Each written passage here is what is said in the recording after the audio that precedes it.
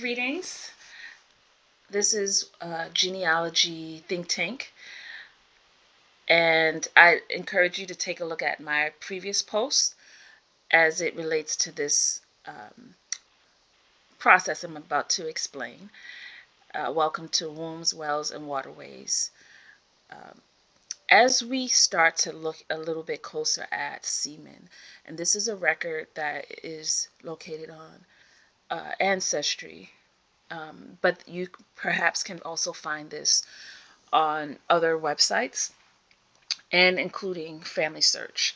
So one of the things that I was looking at in particular, I'm looking for African American seamen from this period of time, and so and from a specific location. So I'm drawn to Thomas R. Barnwell at the moment, born in 1807 from Edenton, North Carolina, and it's also known as Edenton, as you may see it spelled that way. For instance, this word up here, Eadonton, is probably the same place and may cause a little confusion on a search. So I often do broad searches. If I didn't find anything from North Carolina, I might broaden it out to look at surrounding states. But it's important to know what is captured on these indexes so that you can search for the proper uh, item or description of that item. And so this is the birth town and also where the date at which he was declared and the location where he was declared, the port, and it was in Newport, Rhode Island. And so what I went from here to understand is I wanted to learn a little bit more about him. And what I had to do in this case, I was kind of shooting in the dark because there are quite a few Barnwell people from North Carolina. But with Seaman, it's a very unique group of individuals in that they often are moving around pretty frequently, especially if we're looking at the period of 1800s, where in some ways you have to find them in non-traditional record sets that are more than likely associated with um, the kind of work and that supports or directly impacts seamen. And so a seaman certificate is something that would support this line of work as they were trying to, make sure they capture all of their people and also for insurance purposes. So inside of this, what I did is I went to the newspaper.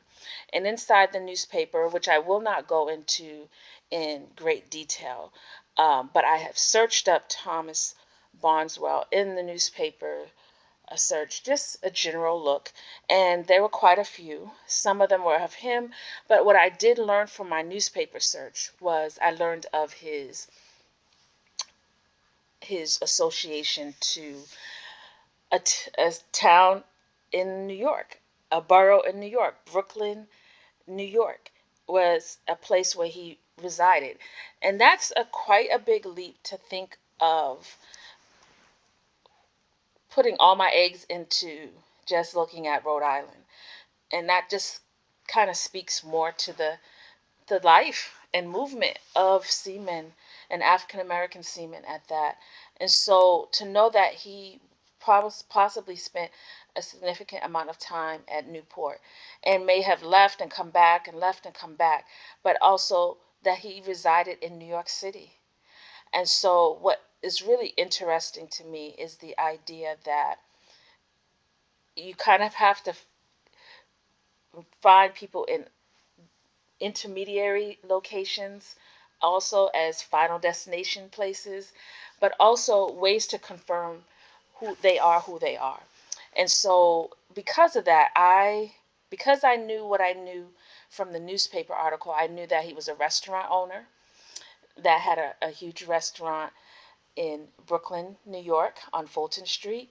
I also was aware that he had um, a certain number of children that were listed in his will um, beyond his life, but still existing as a document that tells me who he's married to.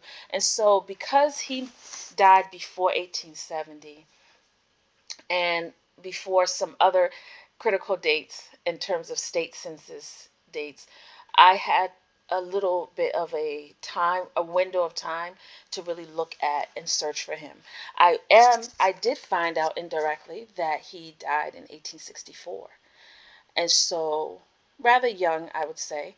But let's take a look at what I found so I found his wife on a census record that was from 1860. And also the newspaper indicated that he was from a wealthy family, wealthy colored family in the area. And so that is an important aspect. So when I look for his wife, and she's also in Brooklyn, I see he's still living, knowing that he died 4 years later. I am seeing him here. They don't have his middle initial the same, which is neither here or there. It could be H, it could be R, and it's just what was written on the documents. Um, but his wife was Margaret, and the names of his children, as listed per the newspaper article that reported his children's names. Um, these are his children, some of them. I'm not sure about Rebecca, but then we have a Matilda Green that's listed as a servant, and that speaks to their lifestyle. It also speaks to this idea that I read that he was also a restaurant owner, and this is what is listed in the occupation area, that he had a restaurant.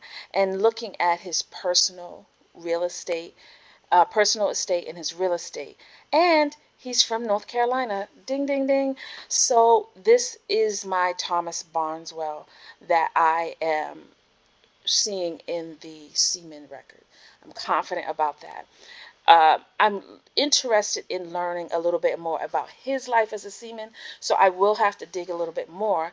But as I found that there in New York State, they had additional census records that they used that kind of were in between the 10-year cycle that we're used to, the 1860, 1870, 1880. And we have an 1865 for New York State. And so it's here that Thomas has already passed, but his wife is living. And I know that because the newspaper dates are showing these these court issues that she's having to deal with as a result of her husband's death. And so inside of this, we see that there's some information that you may not pay attention to as much, but I'm going to go to the heading. And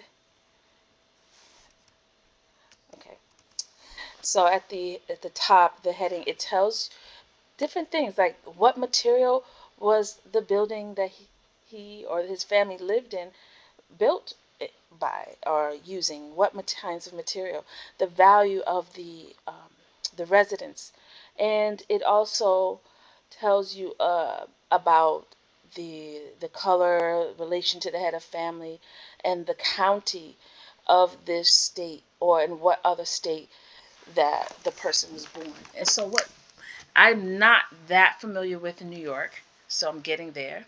And also just be open to that aspect of learning. So when I get to Margaret Barnwell, uh, she is living here. She has a brick home. And now I would just put this out there that most cities and states are starting to catalog almost like a Google World kind of catalog, but the paper version to you can go to your historical society and try to see if anything was captured. And what they either have captured it themselves or they have put a call out to residents if they have pictures of old buildings that used to live, for this particular address, and they will catalog it and make it a searchable item for people looking to see what the house looked like during that time when it was built, a lot of information. And so I'll just put that there. So they live in the brick home, is valued at about $3,500, and it looked like they were in a pretty, I won't say anything about the community, but I was noticing that the wife was listed as being from Dutchess, and then her children were from New York. And I was just like, well, isn't that the same thing?